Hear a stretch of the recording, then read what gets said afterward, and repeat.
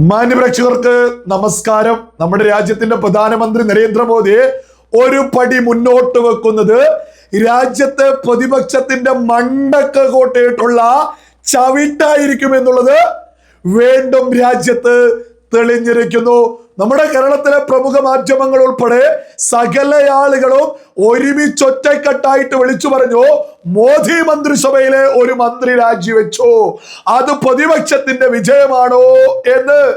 അന്നേ നമ്മൾ വ്യക്തമായിട്ട് പറഞ്ഞു, മോദി എന്താണ് എന്ന് അറിയാത്തത് കൊണ്ടുള്ള പ്രശ്നമാണ് എന്നുള്ളത്. മോദി ഒരു നീക്കം നടത്തുന്നത് അത് ചടുലമായ നീക്കമായിരിക്കും. അതിന്റെ റിസൾട്ട് കാലങ്ങൾ കൊണ്ടാണ് തെളിയുക എന്നുള്ളത്.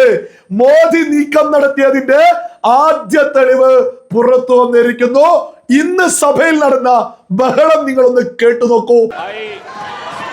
Speaker sir, I introduce the bill. मान्य सदस्यगण, लोक परीक्षा अनुचित साधन निवारण संशोधन विधेयक.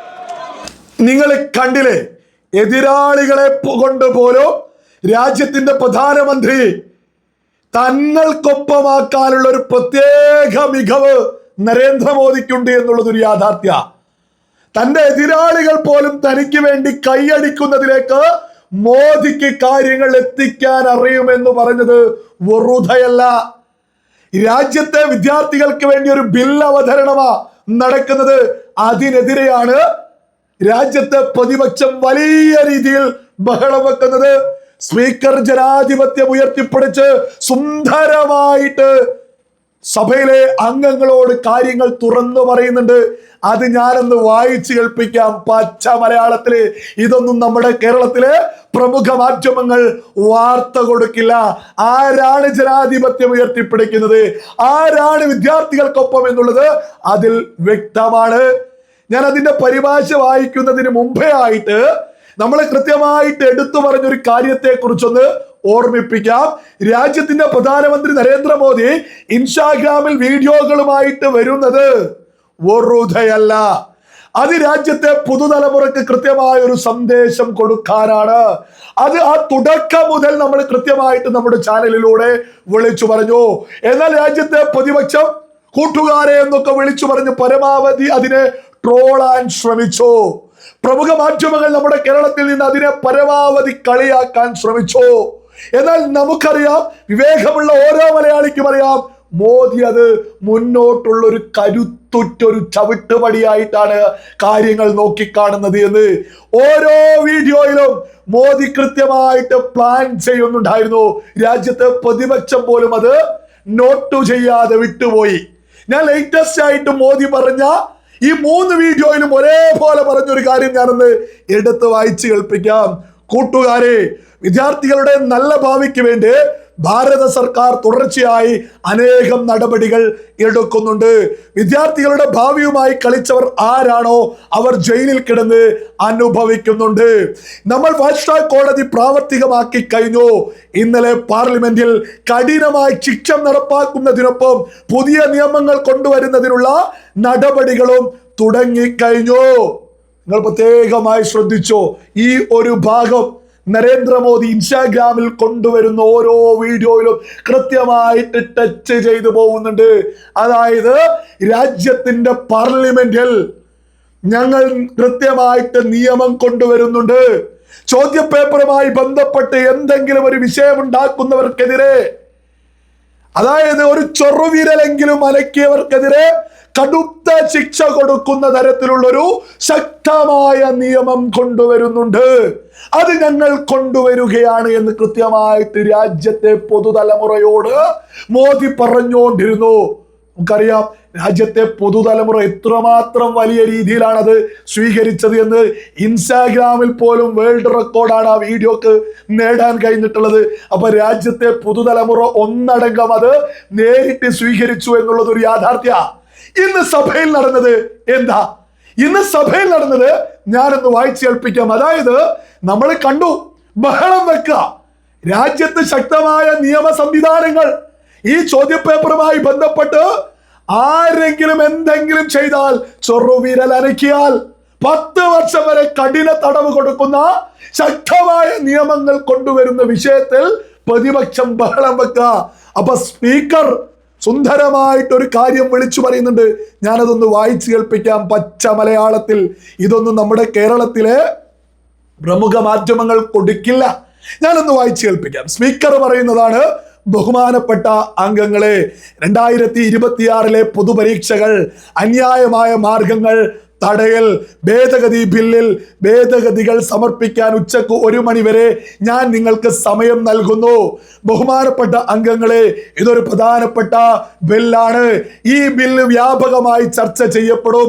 ഇത് സഭയുടെയും രാജ്യത്തിന്റെയും ഉദ്ദേശങ്ങൾ പ്രതിഫലിപ്പിക്കും. എല്ലാ പാർട്ടികളിൽ നിന്നുമുള്ള ആളുകൾ വളരെ കാലമായി ഇത് ആവശ്യപ്പെടുന്നുണ്ട്. പരിഷ്കരണത്തിലേക്കുള്ള ആദ്യ പടിയാണിത്. ഇത് സഭയിൽ ചർച്ച ചെയ്യണമെന്ന് ഞാൻ വിശ്വസിക്കുന്നു. എല്ലാവരും അവരുടെ അഭിപ്രായങ്ങൾ പ്രകടിപ്പിക്കണം.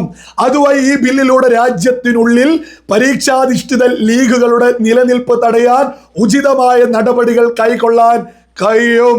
അതുകൊണ്ട് ഈ വിഷയം ചർച്ച ചെയ്യാൻ എനിക്ക് മതിയായ സമയം നൽകണമെന്ന് ഞാൻ അഭ്യർത്ഥിക്കുന്നു.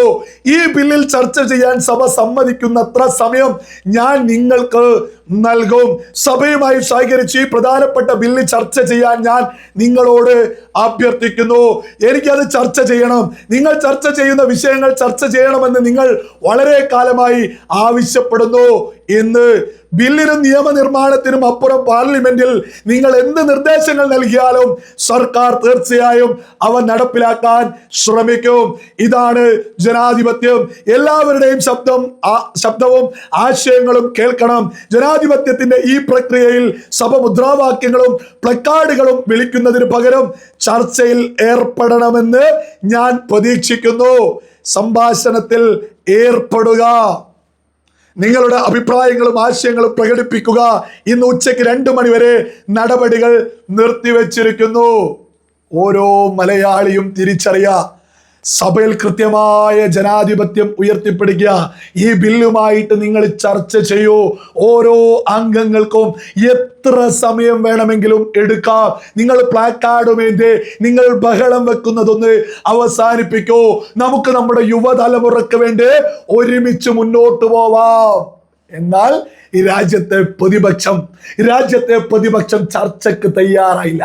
മറിച്ച് മറ്റെന്തൊക്കെയോ കാരണങ്ങൾ വിളിച്ചു പറഞ്ഞ് ബഹളം വെച്ചോണ്ടിരിക്കുക. ഈ ബില്ലുമായിട്ട് രാജ്യത്തെ പുതുതലമുറക്ക് വേണ്ടിയിട്ട് ഒരുമിച്ച് നമുക്ക് മുന്നോട്ട് പോവാമെന്ന് രാജ്യത്തെ ഭരണപക്ഷം നിരന്തരം വിളിച്ചു പറഞ്ഞിട്ടു. രാജ്യത്തെ പ്രതിപക്ഷം അത് കേട്ട ഭാവം പോലും നടിച്ചിട്ടില്ല. ഇത് രാജ്യത്തെ പുതുതലമുറ ഒന്നടങ്കം തിരിച്ചറിയും. ഈ കലാപം നടത്തുന്നവരും പ്രതിപക്ഷത്തെ പിന്തുണക്കുന്നവരൊക്കെ തന്നെ അവിടെ നിൽക്കട്ടെ. ഈ സമരമൊക്കെയായി ബന്ധപ്പെട്ട് രാജ്യത്തെ നിഷ്പക്ഷ പുതുതലമുറ അവർ ഒന്നടങ്കം ഇതിന് കൈയടിക്കില്ലേ? ഇത് ജനാധിപത്യം. അതായത് നമ്മൾ പ്രത്യേകം ഓർക്കണം, ഈ വരുന്ന ഓഗസ്റ്റില് ലാസ്റ്റിലേക്ക് നീറ്റ് PG എക്സാം വീണ്ടും വരിക രാജ്യത്ത്. ഇതുമായി ബന്ധപ്പെട്ട് ശക്തമായിട്ട് നിയമ സംവിധാനങ്ങൾ കൊണ്ടുവരുമ്പോ രാജ്യത്തെ പ്രതിപക്ഷം അതിനെ എതിർക്കുകയാണ്. ചർച്ചക്ക് പോലും തയ്യാറാവുന്നില്ല.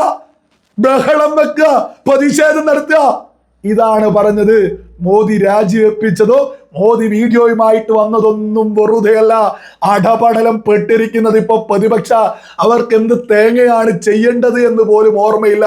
ഒരു കഥയുള്ള ഒരുത്തരും പ്രതിപക്ഷത്ത് ഇല്ലാത്തത് കൊണ്ടല്ലേ ഈ ബില്ലിനൊപ്പം കൂടിയിട്ട് അതിന്റെ ചർച്ചക്കെങ്കിലും ഒന്ന് ഒപ്പം ഇരിക്കാത്തത്. ആ ചർച്ചക്ക് ഒപ്പം ഇരിക്കണ്ടേ? ബോധമുണ്ടെങ്കിൽ ഇത് കോക്രോച്ച് ജനതാ പാർട്ടി രാജ്യത്തെ പുതുതലമുറ ഒന്നടങ്ക് കാണില്ലേ? വിവേകമുള്ള ഓരോ പുതുതലമുറയിൽപ്പെട്ട ആളുകളും ഞങ്ങൾക്ക് വേണ്ടി രാജ്യത്തെ ഭരണപക്ഷമാണ് നിലകൊള്ളുന്നത്. ഇതാണ് നമ്മൾ കൃത്യമായിട്ട് എടുത്തു പറഞ്ഞത്. മോദിയുടെ എതിരാളികൾ പോലും മോദിക്ക് കൈയടിക്കും എന്നുള്ളത് വെറുതെ പറയുന്നതല്ല. മോദി അത്രത്തോളം മികവുറ്റൊരു നേതാവാ. ഇൻസ്റ്റഗ്രാമിൽ വന്നതിന് വീഡിയോയുമായിട്ട് വന്നതിനൊക്കെ കളിയാക്കി തോന്നിയതൊക്കെ പറഞ്ഞ ആളുകൾ ഇപ്പോ എന്തു പറയുന്നു? രാജ്യത്തെ പ്രതിപക്ഷം അടപടലം പെട്ടിരിക്കുക. രാജ്യത്തെ പുതുതലമുറ ഒന്നടങ്കം ചോദ്യപേപ്പർ ചോർച്ചയുമായി ബന്ധപ്പെട്ട അത്തരത്തിലൊരു വിഷയം ഇനി ഒരിക്കലും രാജ്യത്തുണ്ടാവരുത് എന്ന് പറഞ്ഞ് നിയമങ്ങൾ കൊണ്ടുവരുമ്പോ പ്രതിപക്ഷം അതിനെ എതിർക്കുക. ഇനി രാജ്യത്തെ പുതുതലമുറ ആർക്കൊപ്പം നിൽക്കും? മോദി എന്താണ് ചെയ്യുന്നത് എന്നൊക്കെ മനസ്സിലാക്കാൻ ത്രാണിയുള്ള ഒരുത്തൻ പോലും പ്രതിപക്ഷത്തില്ല എന്നുള്ളതും രാജ്യത്തെ സ്നേഹിക്കുന്ന ആളുകൾ അഭിമാനത്തോടു കൂടി തന്നെ തിരിച്ചറിഞ്ഞോളൂ.